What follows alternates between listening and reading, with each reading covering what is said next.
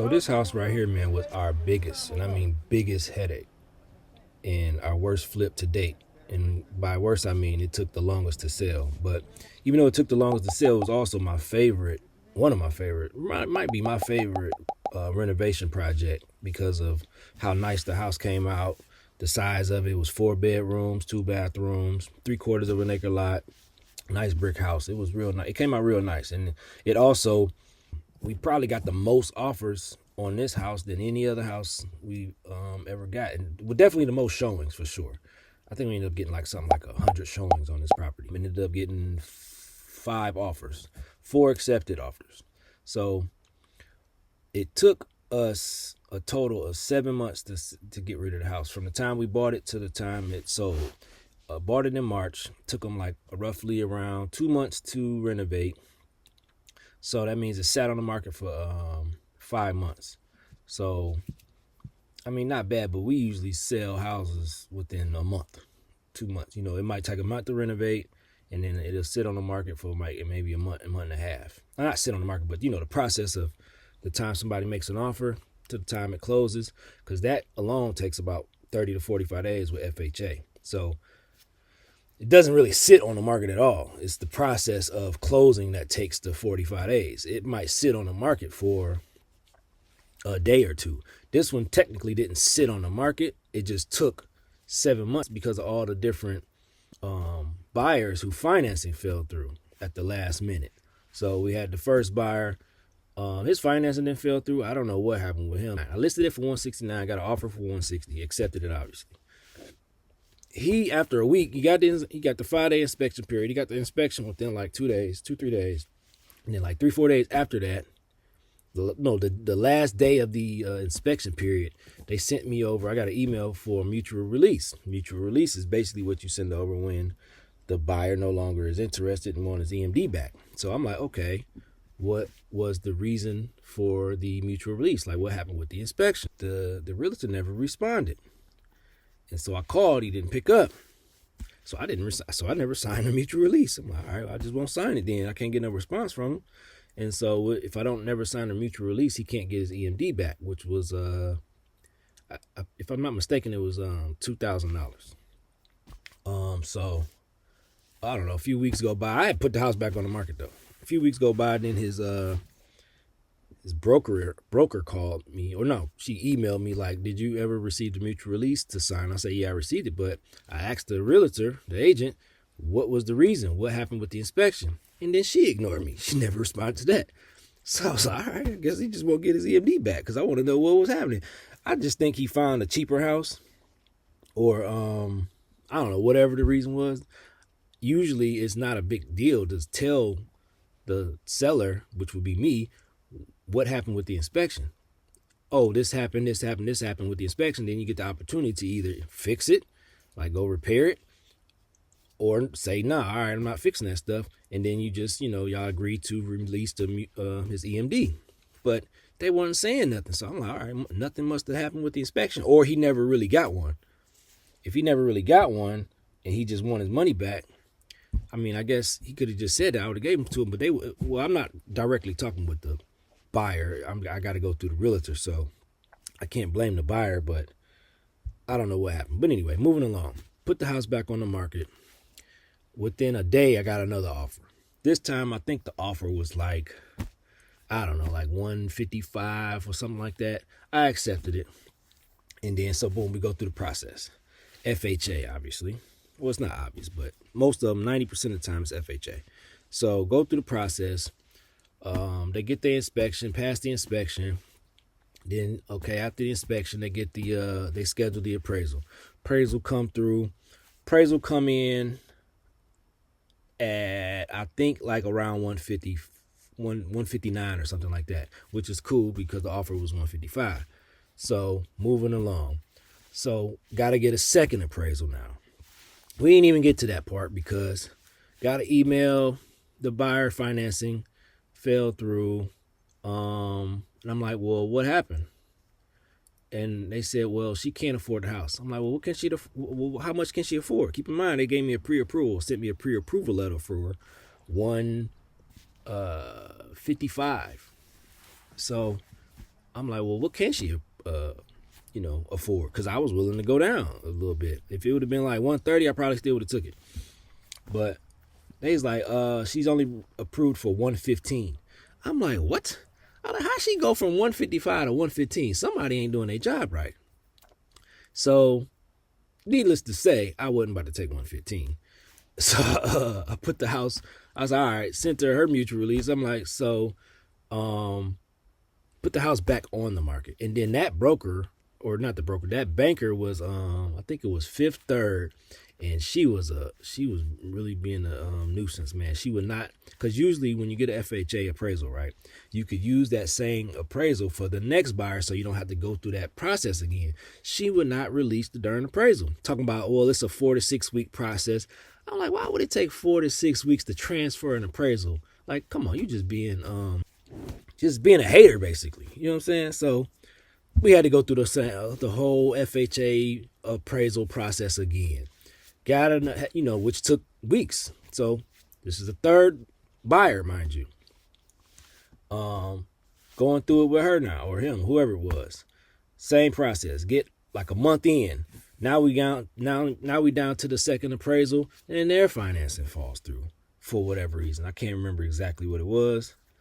It was over a year ago, or almost a year ago. So I'm like, okay. So put it back on the market. It probably sat for 2-3 days. I got more showings. Keep in mind, every time I put it back on the market, it immediately got like 4 or 5 showings a day. No exaggeration. This is the most showings I've ever got on any property. 4 or 5 showings a day immediately as soon as I put it back on the market. So I got an offer. This offer was for 160. Accepted it, obviously. And so this buyer, the third buyer, or not the third, this would be the fourth buyer. They started off as FHA, but a weekend after the inspection, they switched it from FHA to conventional, because I think Flagstar had some type of program going on with conventional mortgages. So, which was cool because it's a lot faster. So, that didn't take, but the complete process took like maybe 30 days. I think 31 days, I think, total. So it was a lot faster than FHA, like 2 to 3 weeks faster. Finally, 7 months in, finally ended up, well, at this point, it was like 6 months in. Finally got, getting to the finish line. I'm like, man, is everything good? Is financing is, he's still working? Because a lot of times when they say the financing fell through, it's because the buyer, they cut down on their hours at work. They got laid off, or believe it or not, if they spend some money that's in the bank account where they supposed to have a specific amount of money in their bank account for the closing costs. If they spend some of that money, that can mess it up. If their credit score drop, that'll mess it up, because they got a set interest rate for a certain amount of time, and so all those things could change the mortgage amount that they approved for. And then a lot of times these buyers, man, they got so many different programs they using, like they got very small margins for error. They can't mess up nothing. They using down payment assistance programs, FHA, to getting help to get down, all these different programs. So everything got to line up perfectly. And if anything is off, the deal falls through. So they can't lose no hours. They can't spend no money. They can't use their credit, none of that, or the deal will fall through. And it happens a lot. Like I said, we bought it March 3rd, end up closing on the house October 31st. So probably a little over 7 months. It is a little over 7 months. But anyway, so we're going to go over the numbers though. Why I say, even though it was a headache, it still was worth it in the long run, because we still was profitable. But it's just a lesson in, all deals ain't fast. All deals don't work out the way you think. But fortunately, we had 2 other properties that we started renovating that sold before this one did, which is crazy. 2 that sold before this one did. And we bought them after this one. But let's go over the numbers. So we bought the house for $52,500. Jerry ended up charging us $18,500 for just the labor, which the labor for him included doing the kitchen, doing the bathrooms, both bathrooms, because it's 2 bathrooms. That means when I say do, I mean the tile, paint, vanity, lights, all that, and any plumbing that's needed. Basement repair. The basement had a huge crack in it. If you could see that, you could see in the video. Repair that, fix whatever plumbing issues it had. It includes drywall, paint, any other plumbing that's wherever it's needed. He had to build a porch in the front and the back, tuck point any brick that needed it on the exterior, and might be forgetting some things here and there, but basically he doing all that. And then my carpet guy, he charged me $2,800 to do the carpet for the whole upstairs and the two bedrooms on the main floor, and the steps. He did the carpet going to the steps to the basement and the steps going upstairs. Carpet guy was $2,800. I forgot. The hardwood floor guy charged me $1,375 to do the hardwood, which is the main living room, dining area, kitchen, and then that's it actually. The dining area, living room, and kitchen. So that was $1,375. The materials was $12,961, which gave a total renovation cost of $35,636. But that ain't it. You got holding costs. We don't really have holding costs because no expensive holding costs, because we do everything cash. We don't do no mortgages, no loans, no hard money, none of that. So the holding cost is very small. You got Simply Safe, which is the alarm system, $30 a month. So that was $210 for the 7 months. Then you got DTE. It varies by month, so it was like $240 total for 7 months. Then you got the insurance, which was vacant house insurance, which is $85 a month, and that was $595 for 7 months. So ended up selling the house for the appraisal came in for that last buyer, and FHA always goes with the lowest appraisal. One appraisal came in at 148 and one came in at 141, and they obviously went with the 141. So that's what the sale price was, $141,000. We had to pay for 2 of those appraisals, which was $600 each, so that was a total of $1,200. Then we ended up buying new appliances for the buyer, which was $2,500, and then the realtor commission was $42.30, and title fees was $11.25. So that left us with a net profit of $42,764.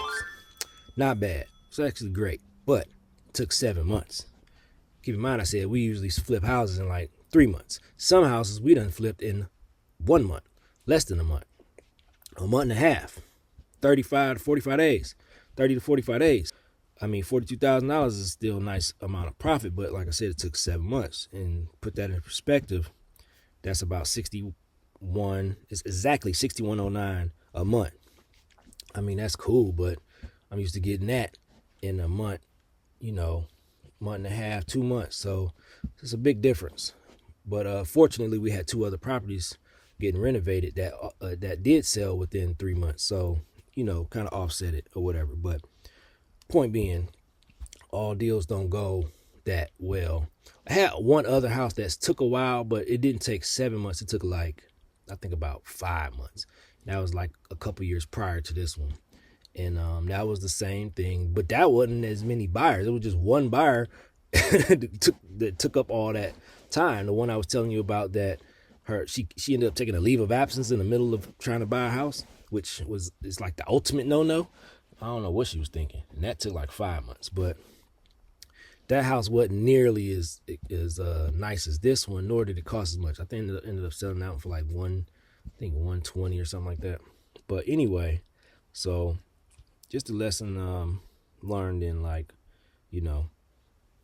got to be prepared in case the house don't sell when you think it, as fast as you think it will. So when you flipping houses, basically. So always have a backup plan or have multiple flips going, so you ain't got to worry about just one house selling just in case or whatnot.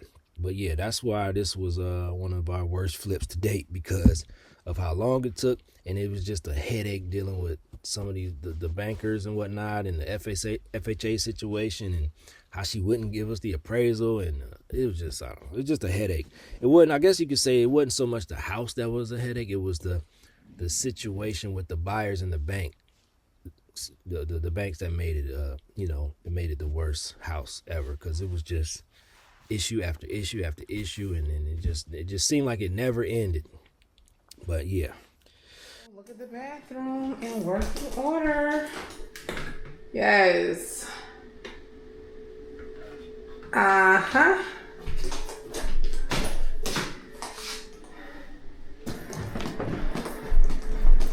Let's see. Turned out so good. So good. How were you this afternoon, sir? I'm just hard working. Working hard or hardly working? Yeah. Yeah, okay, all right. I can't wait to see what the other one look like. It's whatever. She shed, all that.